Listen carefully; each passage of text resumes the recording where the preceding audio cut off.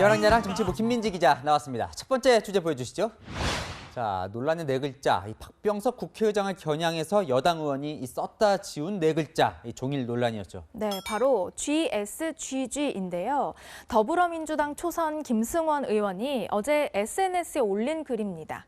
언론중재법 처리를 못한 걸 아쉬워하면서 박병석 국회의장의 이름을 직함 없이 썼고요. 논란에 GSGG라는 단어를 적었습니다. 그러니까 이제 박 의장이 여야 합의를 강조하면서 이제 개정안을 본회의에 상정 안 해주는 걸 이제 불만을 표한 것 같은데, 네. 저 암호 같은 GSGG요? 이게 대체 무슨 뜻으로 쓴 겁니까? 이게 널리 쓰이는 줄임말은 아니어서 해석이 좀 분분했는데요. 동물을 비유한 비속어를 이니셜로 적은 것 아니냐면서 욕설 논란이 불거졌습니다.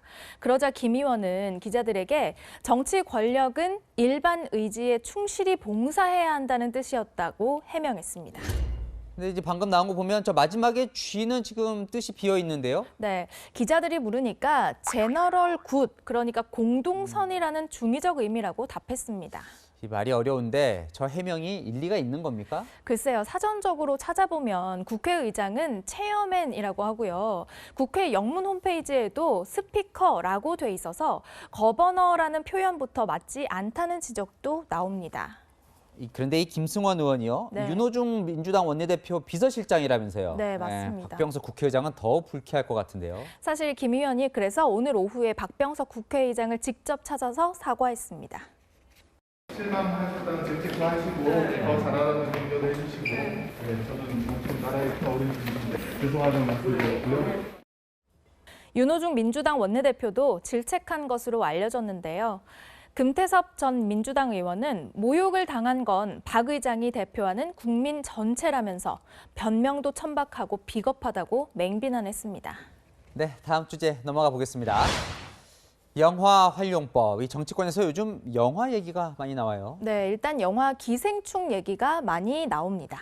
빈부격차에 관한 이제 영화니까 양극화 뭐 이런 문제 얘기할 땐 좋겠네요. 네, 어제 이재명 후보 캠프는 윤석열 후보의 부동산 정책이 우리나라를 기생충 영화처럼 만들 것이다. 상류층과 하류층으로 국민을 나눌 것이라고 비판했는데요.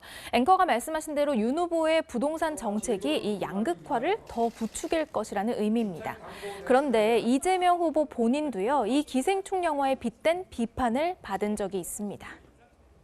이재명 후보는 그 돈을 송강호에게만 주면 이성균은 세금을 안 내려고 할 것이다 라고 하길래 그것은 부자들에 대한 모욕입니다. 네, 영화에서 송강호 씨는 가난한 사람을, 또 이성균 씨는 부자를 대변했었죠. 또 어떤 영화가 활용됐을까요? 네, 민주당은 윤희숙 의원의 사퇴를 비판하면서 영화 타짜를 거론했습니다.